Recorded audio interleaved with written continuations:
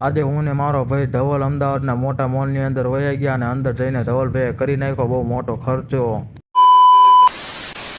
જય માતાજી મિત્રો, સ્વાગત છે તમારું વાળા નવા બ્લોગમાં. સવારમાં વહેલા જાગી ગયા કારણ કે જાણો તો આજે અમદાવાદને સવારના વાગી ગયા છે 4:30 અને પછી અમે ત્રણે ભાઈ પહોંચી ગયા બોટાદ રેલવે સ્ટેશનની અંદર.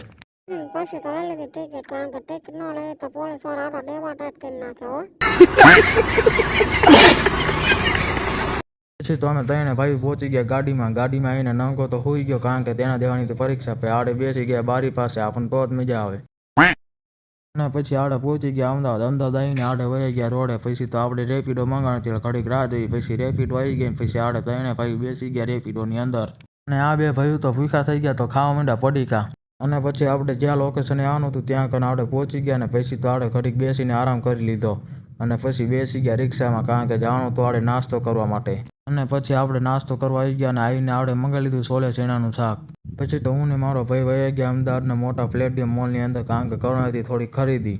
પછી તો મોલની અંદર આવીને જોયું તો હરણનું બચ્ચું આવી ગયું. હરણનું બચ્ચું નહીં, આ તો હરણની માં હતી.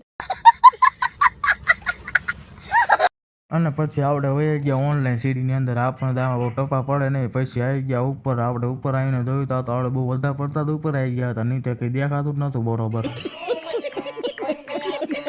અને પછી ધવલભાઈ લઈ લીધો મોલમાંથી એક જોડી કપડાં ને કરાવી નાખ્યો 3000નો ચાંદલો.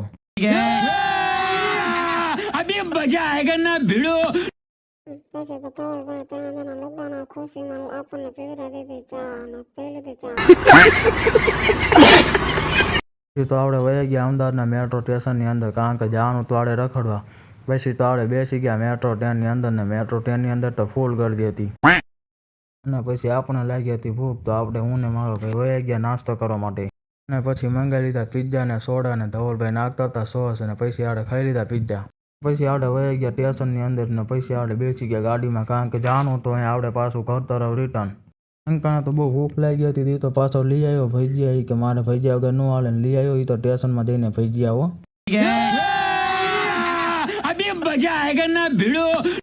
અને પછી પહોંચી ગયા ત્રણે ભાઈ બોટાદ રેલવે સ્ટેશનની અંદર. પછી આપણે આવતો તો ભાઈબંધ લેવા માટે ઘડીક ઊભા રહી ગયા. પછી આપણે પહોંચી ગયા ઘરે કારણ કે થાકી રહ્યા હતા ફૂલ આપણે તો. આજના મિની બ્લોગમાં આલું તે અમે મળીએ બીજા મિની બ્લોગમાં. એટલા માટે જય માતાજી.